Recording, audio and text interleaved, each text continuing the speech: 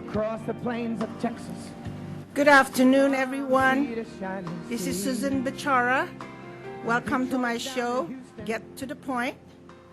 For some of you who are first-time viewers, I want to explain a little bit about how I came up with that title.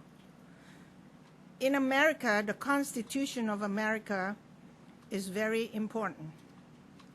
We live by the Constitution, not the Constitution live by us. And one of the things about this show is to highlight our First Amendment right and our Second Amendment right, all the rights that was written. But the most important one is the First Amendment right for every American citizen to have the right to express themselves and speak from the heart and tell the truth and nothing but the truth, so help me God. It is not to be judged by another human being, because we are a nation under God, and only God can judge what we say in our heart. The Second Amendment also teaches us that we have the right to bear arms to protect ourselves when there is no other people to protect our family and our property. But it is not to go ahead and kill somebody just because you disagree with them. Then we have the freedom of religion. That means this is one country that welcomes everyone who comes to look for freedom and to be able to worship their God freely without being afraid to be persecuted. Then we also have the freedom of what we call the press. I hope some of those, I wouldn't call it mainstream anymore, some of the press out there that is very one-sided in their stories should remember their amendment right. They're being protected to tell the truth on both sides, not to take sides. That is not their job to do that. So this is what the show is all about. You don't have to agree what I say. That's why I said it's get to the point in telling the truth, how you feel about certain topics, political views, whatever view you want to look at. Abortion, gay marriages, things that are very controversial, and sometimes for years now, America has turned out to be very scared to tell the truth. We felt like we're going to have enemies out there, people threatening us when we start telling the truth. Basically, we're watering down the First Amendment right. So that with the election coming up right now in less than a month, and with the presidential, vice presidential debates that is going to be coming tonight, I just want to share a little bit about some of the critical topics that I feel is important to address. Not to try to persuade you to vote one way or another, because I have a mind of my own, and I'm going to vote what my conscience tells me to vote. And I'm not afraid to say, because as a Christian, I believe that life begins in the womb. So you know that already. So am I supposed to be a Trump supporter? Oh, yes, because I have a president who supports life. Then we talk about marriages, and then we have the Supreme Court, Amy, that is going to be a discussion again, and just all over the place, the riots, the fire.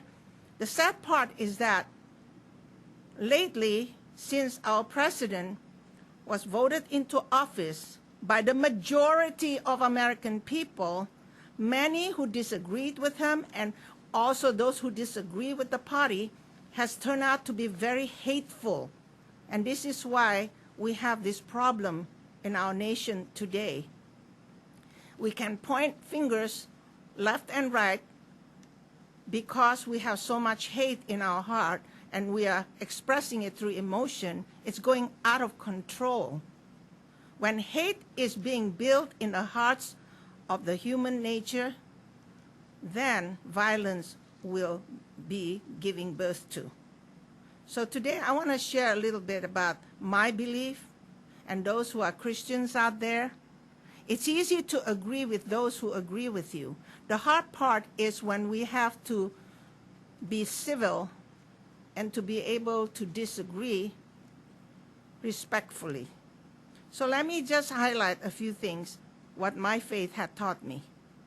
Not because just my faith, I lived it. And many of you who have not seen this show before, just so you know, I was born in Hong Kong, China.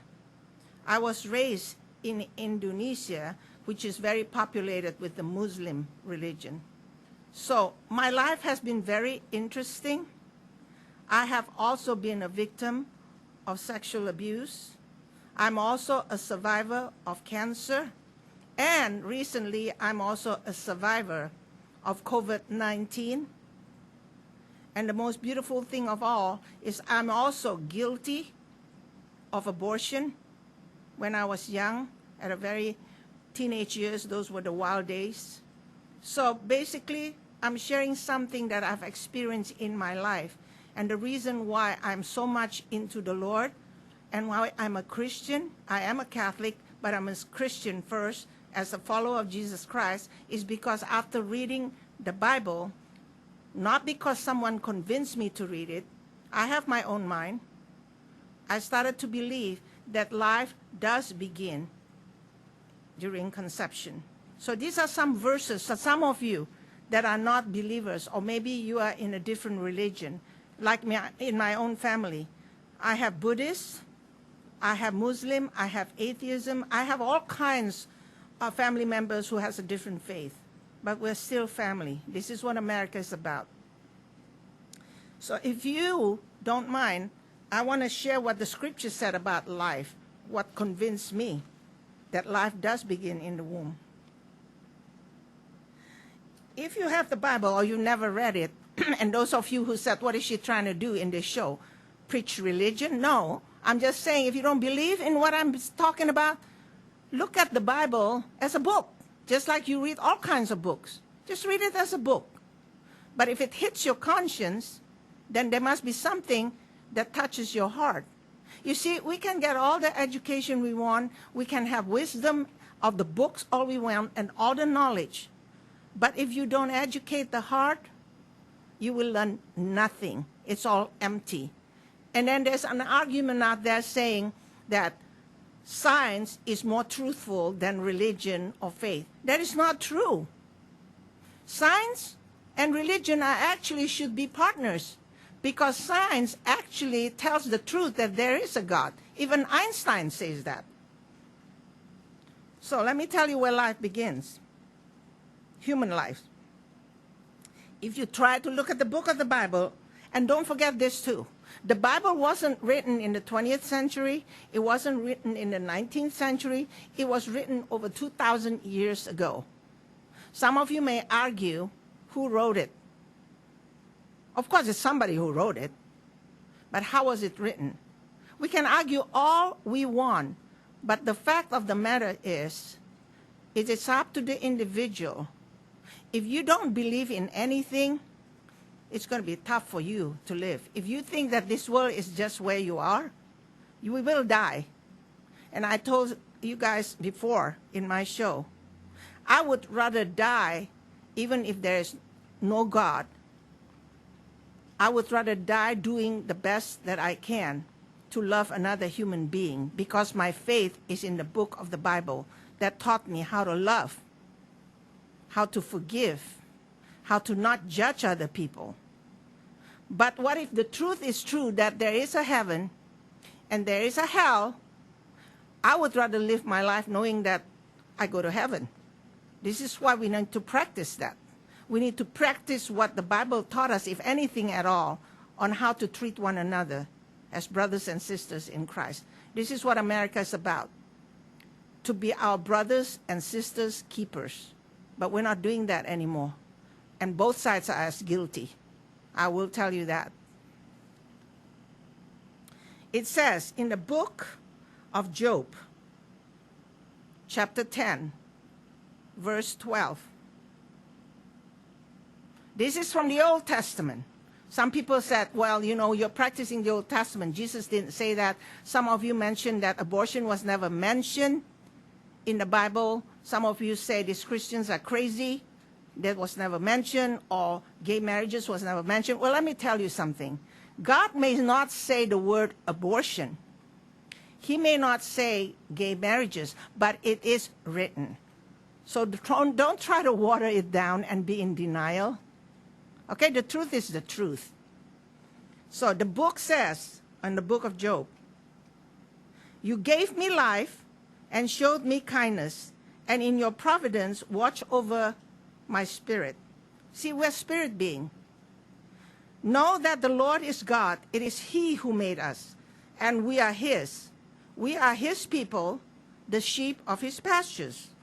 Life is a gift of God. It should be cherished, it should be nourished, and to be protected. God also described the fetus, which is the baby, in the womb as a growing human being. And that's why if you want to point a finger and say these Christians are very crazy, they're pro-life, and they're not thinking straight, and they're not going to budge or compromise, we can't compromise something that we believe in. There's no compromise, but there's no hate. And that's why I don't believe bombing the abortion clinic, getting violent with people who wanted to have abortion. I don't agree with that. That's too radical for me. But we have the right to speak the truth and try to educate people who are contemplating abortion or who has had abortion so that they don't go throughout life feeling guilty like I did for years until I realized somebody introduced me to the Bible and to really get to know my Jesus, that I began to see what it's all about with kindness, with understanding. But it is also up to me. I have the choice to believe what they're trying to share and what I'm reading and make my own choices. God sees unborn children as growing human beings. As you can see in the following verses of the Bible that I want to share, we don't have to wonder what God thinks about life in the womb and abortion. If he considers unborn children to be human beings, or what the Bible says about abortion, whether you are a Christian, a member of another religion, or an unbeliever, may these verses speak to your heart. Like I told you, the heart has to be educated first before you can think wisely and openly. Be open-minded. Did not he who made me in the womb makes them? This is also from Job. Did not the same one form us both within our mothers? Yet you brought me out of the womb. You made me trust in you even at my mother's breast. From birth I was cast upon you. From my mother's womb you have been my God. That is from Psalm 22:10. For you, and this is the most famous one from David, Psalm 139. I praise you because I fearfully and wonderfully made. Your work is wonderful. I know that full well. My frame was not hidden from you when I was made in the secret place, when I was woven together in the depths of the earth. Your eyes saw my unformed body. All the days, that means from fetus all the way to being ready to be born. All the days ordained for me were written in your book before one of them came to be. This is also from Isaiah, my favorite. This is also my favorite here that says, this is what the Lord says. He who made you, who formed you in the womb, and he who will help you. Listen to me, O house of Jacob, all you have remained of the house of Israel, of whom I have upheld you since you were conceived, and have carried since your birth. Even to your old age and gray hair, I am he. I am he who will sustain you. I have made you, and I will carry you. I will sustain you, and I will rescue you. That is from Isaiah 46. And then from Isaiah 49. He who formed me in the womb to be his servant, to bring Jacob back to him and gathered Israel to himself. For I am honored in the eyes of the Lord, and my God has been my strength. And Jeremiah 1:4-5. The word of the Lord came to me, saying, before I was formed you in the womb, I knew you. Before you were born, I set you apart. I appointed you as a prophet to the nations. So each of us has a responsibility. God is not a perfecter of persons. God does not pay favoritism. It is up to us what we want to use the gift that he's given us. And this is where America is, the freedom to choose the freedom to speak the truth. But these days, we can't even speak about the truth anymore. It's so sensitive about racism, about abortion, about gay marriages. Let me tell you, my whole life, since I started my ministry 33 years ago, I work with what we call the underdogs, or you could say the losers, criminals, juveniles, prostitutes. But God says it in the Bible. This is what you don't understand. The book of the Bible is broken down into two parts. The Old Testament are people who never see God. They don't understand what God's purpose for humanity. And that's why they failed all the time. From the time of Sodom and Gomorrah. Where do you think sodomites comes from, the word Sodom? There you go. That's how sodomites came about. It's from the city of Sodom. The New Testament is God's mercy towards us because he saw his children going crazy like today, not knowing what God is all about, do not understand the character of God, do not understand his personality. So what did he do? He sent his only begotten Son. He himself became man among us to be born of a woman and live among us for 33 years, and we killed him. It hasn't changed much. We killed him. So if Jesus was to come again today, I bet you unbelievers and haters out there is going to do the same thing again. So if you're a Christian out there, don't be a weak Christian.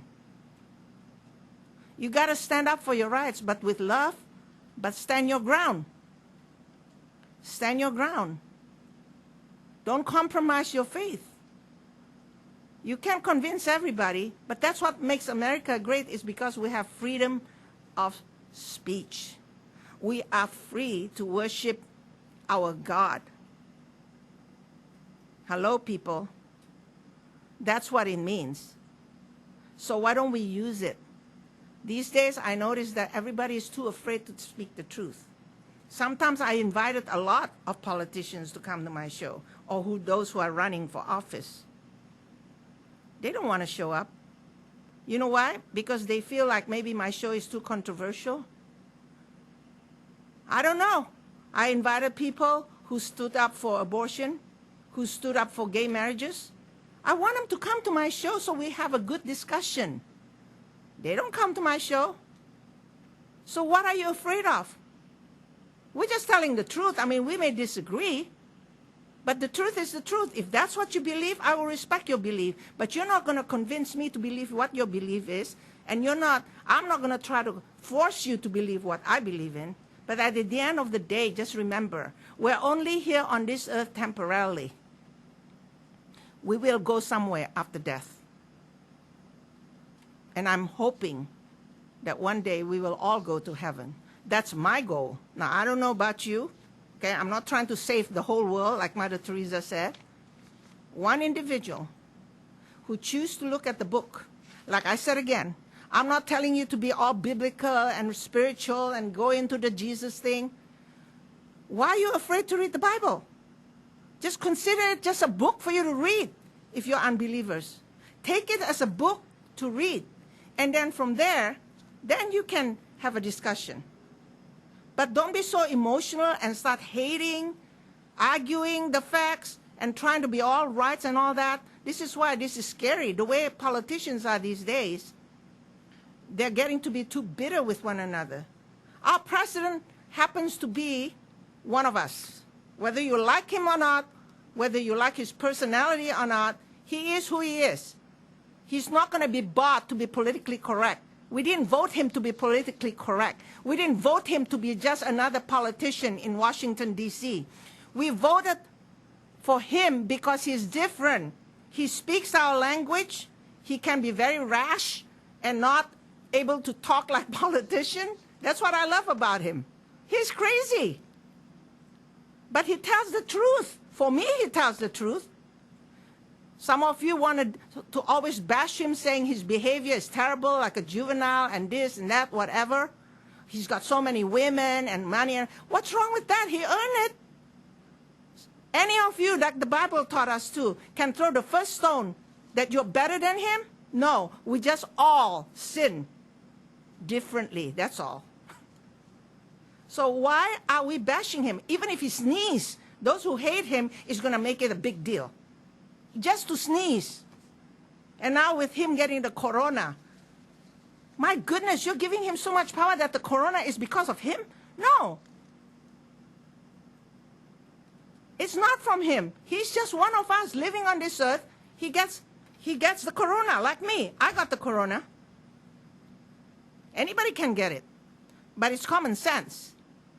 Okay? This is a virus that has not been addressed on how to cure it. Just like the flu season. Before we talk about the flu, pneumonia, cancer. The trend now is about corona. The only reason why it becomes so vicious right now is it's political year. So we use that to become politicized. That's all it is. It's a political year. So everything is politicized. Even food is being politicized. Anything we touch is politicized. How terrible. It's so sad that our children has to be exposed to all this. Worse, we're all on a lockdown. So that's all we have is the media to get the news from. So if I were you, parents, if I were you, young people that goes to college, they call it the millennial, please be open-minded. If you can read the book that your professor gave you on facts and stuff, open the Bible. Make it one of the books that you can argue with, if that's what you want, to find the truth about the Bible so that you can argue the facts. But I guarantee you, though, this is just me, because I'm a strong Christian, you will lose because it's the truth. The more you try to figure out God, the more you're going to get confused, period. And then when you do get confused, there's only two ways to go. He doesn't exist, or you're going to say, wow. The more I read, the more mysterious he becomes. But in the Bible, it says God is a mystery. That's why Jesus said, those who follow me, I will open their eyes so they can see the truth. But those who don't, they're blind. Even they see, but they cannot see. They hear, they will not understand me. Only those who put their faith in me will understand what I say and understand what they see. And how do we see? We see love on everyone. We're not weak. Just because we're Christians, we're not weak people. We just don't compromise. But in America, that's a problem again. We haven't actually been challenged as Christians to the point of death. Whereas in third world countries and everywhere else, when you're a Christian, you are being tried and persecuted for your faith to the point of death. Beheaded, tortured, programmed. That's persecution. America doesn't do that. All we have is a lot of argument and then acting out, burning places, getting out of control. And guess what, people? Those that are fighting, those that are looting, those are destroying people and all that, don't you understand? You are being used by what we call special interests, like Antifa. Okay, and all those socialists like George Soros, okay? George Soros has a lot of money. Money buys people.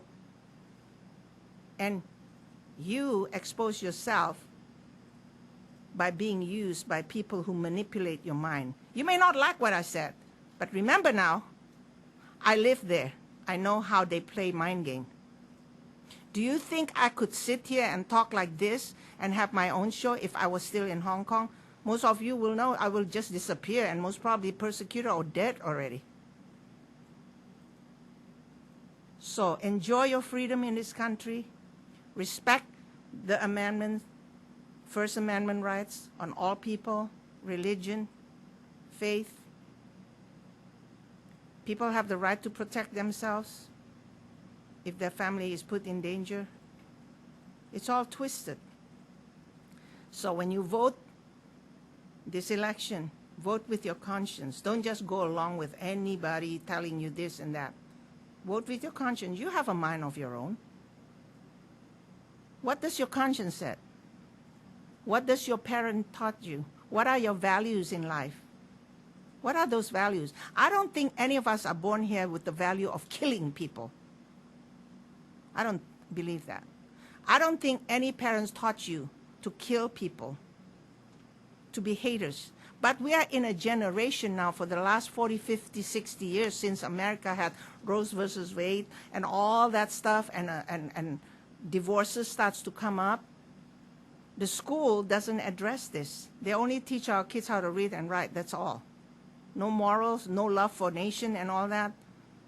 No understanding why we have to stand up to the flag of the United States, why we have to pledge allegiance. The school doesn't teach us those things anymore. They watered it down. Absolutely no respect. We are not being taught the right kind of respect. So I'm going to close this for now. And then I also have a guest today. I think some of you may have seen her a few times, especially at CentralValleyTalk. She is a rising star in the political field. Get to know her. The mayor of Parlier, Alma Beltran. I'm not trying to advertise her, but I have a lot of respect for this woman. And it's not easy to be a woman. And I don't like to use minority anymore on any Hispanic, blacks, Asian. There is no more minority. We keep using minority. We got to take that out. Everyone is respected. She is of Hispanic heritage. She's a Mexican-American woman. But she loves her country. She has to go through a lot, even in her own family. So let's take a little bit of a break. Thank you very much. Everyone, here I am. I'm back again. I hope you're still seeing the show here, or if you're just picking it up right now. Again, my name is Susan Bechara. Welcome to my show. Get to the point. You know, one thing that I wanted to really just cover is this. Have you ever thought, for those of you who did come to the United States and adopted this country to be a proud American, ask yourself, what have you contributed to this nation? What is your purpose to be an American? That's very important, because I have my purpose, you see. When I came here, the first thing is about freedom. The second thing is about my children's education. America has the best, but now I don't know where it is. The freedom to be able to worship freely and to be able to speak freely. That's the freedom. Not to come here to destroy America. We are a young country. We are only 200 plus years. That's why when I became an American, my contribution to the country is what can I do on my part to make it even better. There's always time to be better when we're a young country. And this is why I have a guest here, Alma Beltran, the mayor of the city of Parlier. The reason I brought her here again, for some of you, this may be your first time meeting her. She is a rising star. Her contribution to this country is to go into office. So that's her choice. My choice is not to run for office. My choice is by helping the least of his children. Those, they are called the underdogs, gang members, prostitutes, runaway children, families that are broken. That's my calling. So every one of us have a calling. So if you haven't walked my shoes, don't insult me. Walk my shoes first before you can come and help me, instead of just talking about it, and yet you haven't even walked my shoes, and you just want to criticize me. The same thing with the mayor.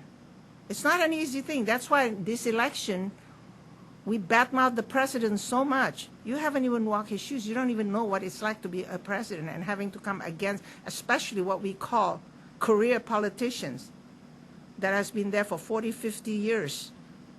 My goodness. They're so stuck into their way of thinking.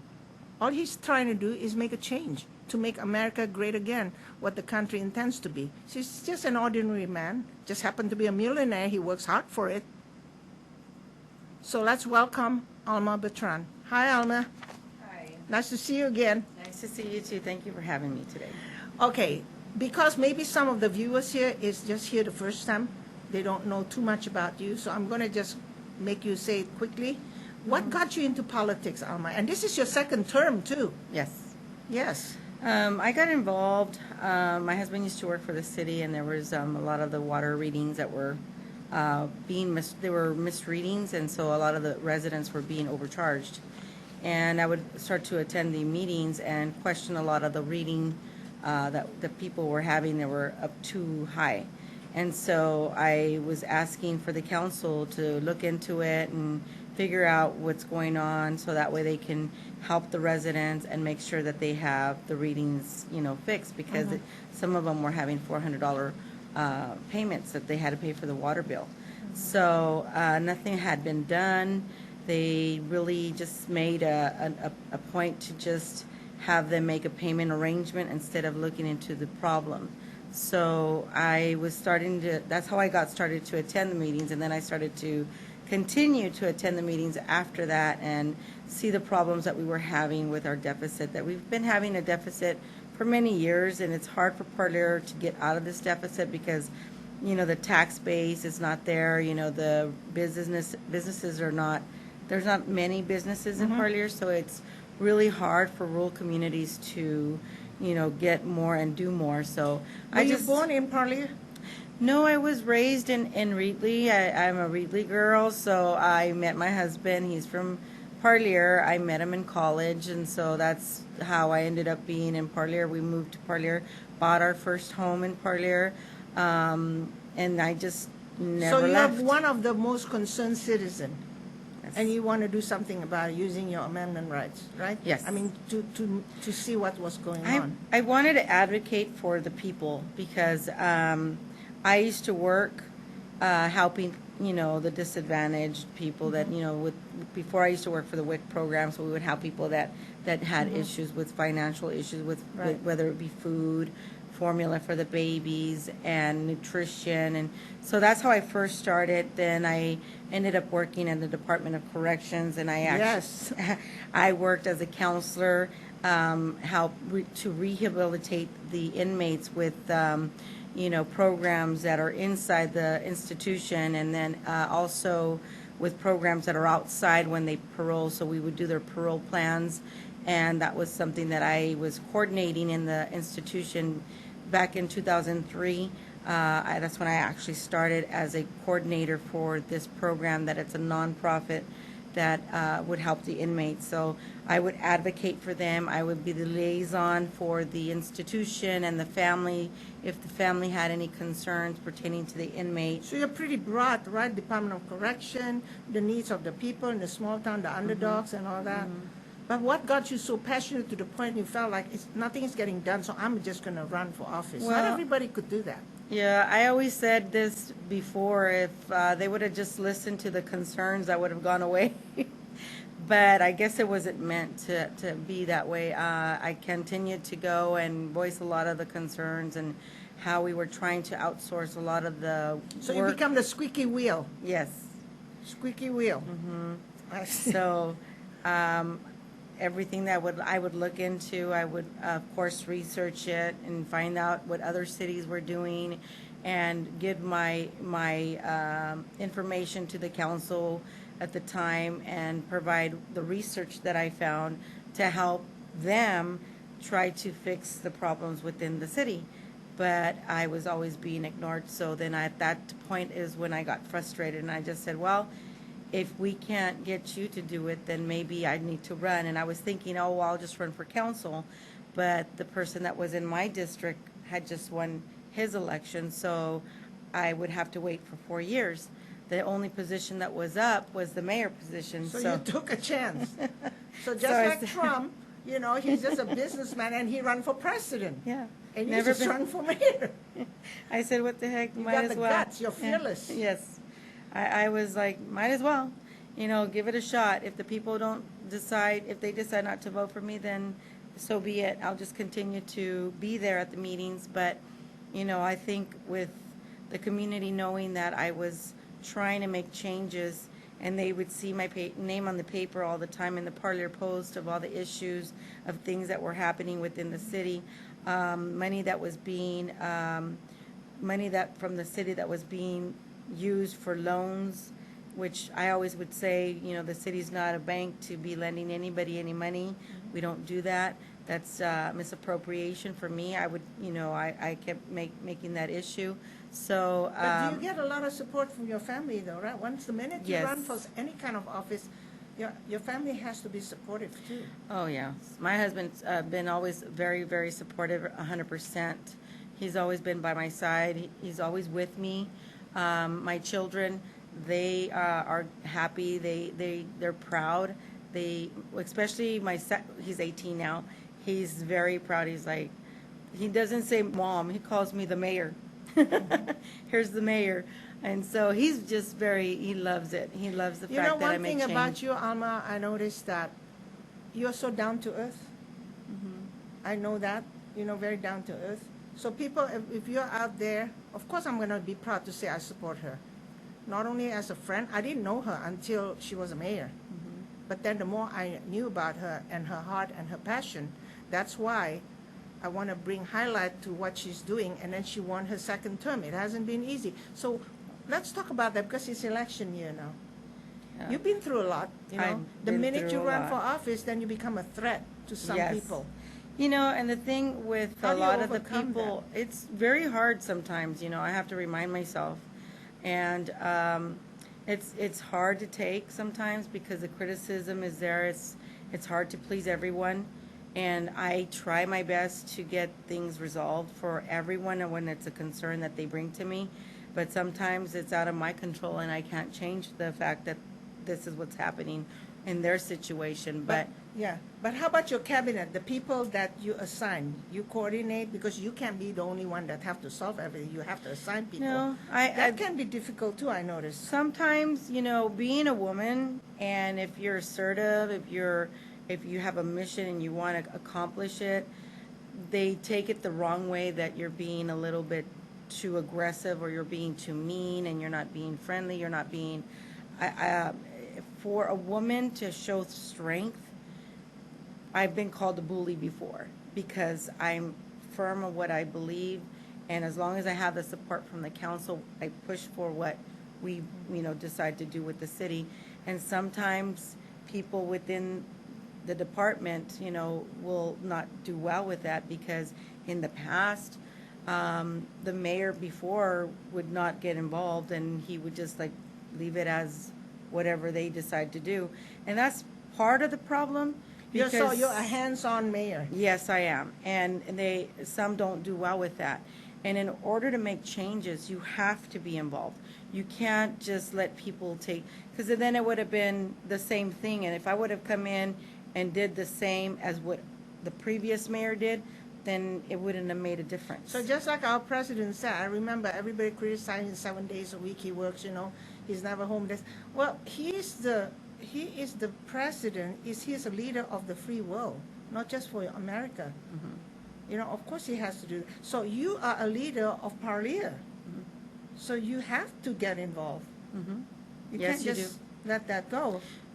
You know, so- can't expect for the rest to do. You just say, okay, this is what I want, and then expect them to do it, because sometimes you will get that and sometimes you won't. So you have to get involved and make sure everything is followed through the way it Do should you be have done. like oversight on different departments? Because you have to get involved. You can't just say, okay, you run that department and just leave it to that person. You can trust them, but you still have to oversee it, don't Right. you? You have to follow up. And that's what I do. I follow up. all the Accountability. Yes, there has to be. You know, and any departments, being that I worked for the Department of Corrections after I left that nonprofit, and I worked at the same prison as a correctional officer, you know, that's when I learned a lot of how the process works with government. And I'm glad that I did that, because if I would have not done that, I think I wouldn't have been able to do what I do now and be strong enough to handle all the attacks, all the insults, all the, Does that become worse and more vicious as soon as you are voted in? The people not see the good things that you're doing for the city, or they're more personalizing your personal life, your personal character.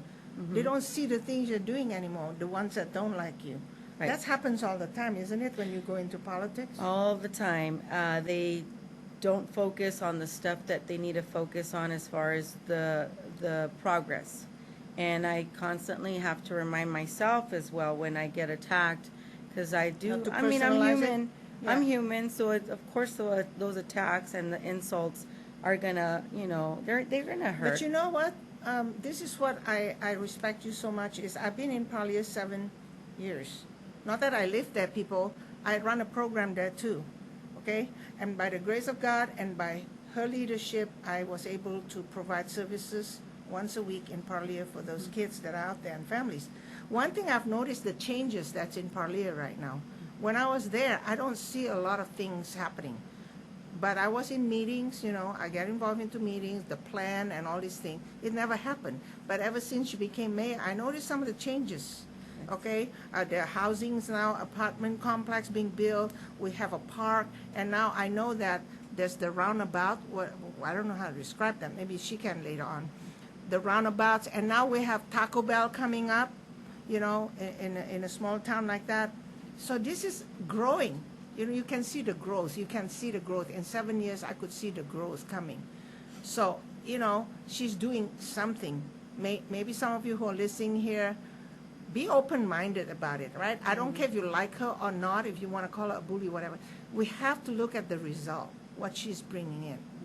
It's got a long way to go. So that's why, to me, anyone who comes to office, if the damage has been for the last 10 years or whatever, you can expect a person who's trying to make a change to change it in 4 years or 2 years. It's impossible. Just like our president right now. A lot of damage has been done from prior presidents. I don't care if you're Democrats or you're Republican. There are damages that have been done to the people. That's why we are where we are at. Now all he's trying to do is to fix it the best that he knows how. And he is a businessman. He is pro-life. That's why I'm going to vote for him. Okay, that's my focus, because he respects life from the time of birth. So with Alma here too, if she runs again, I don't know. That's what I'm going to ask her. Your term is coming up again in 2 years, right? Right. Are you going to run again? Yes, I'm thinking that Or you're going to be thinking of going to higher office later on, because I know that's your passion. Always. I want to continue to fix the problems in Parlier. That's my first focus, to make sure that we grow and be just like Fowler, just like Sanger and Selma and Reedley, where you see a lot of progress. Even Orange Cove, I've seen the difference in Orange Cove, and Parlier had not had any growth, had been the same for many, many years. And so what I want to focus on is fixing those issues within Parlier, and maybe eventually move up higher office, because how I can help other communities like Parlier is with being in higher office, because that's where it affects the rural communities. That's when they make the decisions of what they can help with the cities that are disadvantaged, just like Parlier. And the reason I say this is because so many times I've reached out to other elected officials with Assembly and Senate and Congress to try to make or get the help that I need for Parlier. I hear it, but then I don't see it. Just to mention the issue with the water that happened, last year, and it was in the news, and the governor came down. He was in the wrong city, but he still came down, said that he was in Parlier schools trying to fix the contaminated water issue, and he was going to make his priority. One thing that I can say is that, he never reached out to the city. Yes, he did provide the schools with some help, but that's a temporary fix. The problem is not in the school. The problem is in the water wells that we have. and we do have funding to try to fix the problem, but we don't have all the funding. Right. And he said he was going to help. Until this day, I have not heard from him. I have not even from his staff. Honestly, the governor is doing a very bad job. This lockdown, right? And some of this proposition that's going to be in our election this year. Yes. What are some of the proposition that you're aware of that's really going to affect everyone, not just because it's your, your decision or whatever? Well, What Prop would you say? 15, Prop 15, even though I know it's been said, about it's for the school, the thing with that is that we have, the businesses already have been hit hard with COVID, and this is like the wrong timing for this proposition for for actual taxes for businesses. And I know it's for businesses that own property that is over $3 million, but they own those properties. They're going to get hit. They don't use those properties for their businesses. They usually rent it out. So the smaller businesses are the ones that are going to pay for that. It's not going to be the wealthy, like everybody keeps saying, let them do their fair share. Well, we all know that we can try that, but So at it's a the end no, of the the day, 15? yeah, at the end of the day, the people that are going to get affected is the small businesses, because they're the ones that are renting the actual, buildings. Yeah, and also with the school, I'm really feeling so bad for a lot of the parents and the kids when the governor keeps closing down the school, not sure when to open and this and that. What he doesn't realize, he lives in a mansion, okay? He can enjoy that, and maybe his kids or whoever it is, they enjoy it at home, But he doesn't remember, like in small town like yours and in many areas, right, in rural areas, not all the parents are educated enough to be able to sit home and help these kids. Secondly, some of them really has to work. Just like in your case, right? Even though you're a mayor, you shared with me a little bit, you still have to work with your granddaughter or even your daughter. My daughter, Yeah, she's your 14 daughter. years old. Right. And it's not so much that, working with them one-on-one, it's sometimes they have problems with the internet. And she'll tell me, it kicked me off the internet. I can't log in. And so I'm constantly having to message the school, email the teacher, and they're like, try this link or download this app. And so I'm going back and forth with them for a couple of days, So, and basically, if I'm having to do that and I'm there with her, I can't imagine the ones that have parents that have to work and they're not there with them. and the president was right when he mentioned one time, I remember, maybe a lot of people say he's crazy again. When he mentioned that they have to stop paying the parents, I think I agree with that. If the teacher's just going to be right there, just for a few hours, but the parents have to be the one ending up having to do everything that the teacher should be doing. Some of that money should go to the parents, I think, Well, especially for the parents who have to work through the home and they're Exactly. barely making it, right? They have no choice but to go to work and yet can't Yeah. be there for their I child. agree with the president, about that. I was also agreeing with that because, maybe that would help the parent be able to be home and not have to go to work and take that temporary leave, because they did have that option when the beginning of COVID to be able to stay home, the parents that worked. I know that because in the city we did give that option to some of our employees just to work from home. Last question. I know this is very controversial. The nomination of Amy Barrett. You as a mayor, how do you feel about that nomination? Not so much what you think of her, but doing it now. I think that's his. It's like it's like with me as a mayor. If we didn't have a city manager, I'm not going to wait till the next till somebody wins my seat, for mayor, or I win my seat, to be able to take care of fill that business. position. Business has to continue. You have to continue and not be all political. It can't be about who's in and who's not in. He's there now. He should have the okay He is to the go ahead and president. It's within the it's his Constitution. job, and it's his job. It's his Exactly. job to do it, and so I just think that a lot of it has to do with politics. It was never an issue before. No one ever made it a big issue as now it is. Now it's a big thing. I think the problem right now is with this president, because he's so controversial. He just speaks from his heart, You know, sometimes it's hard to swallow for some people.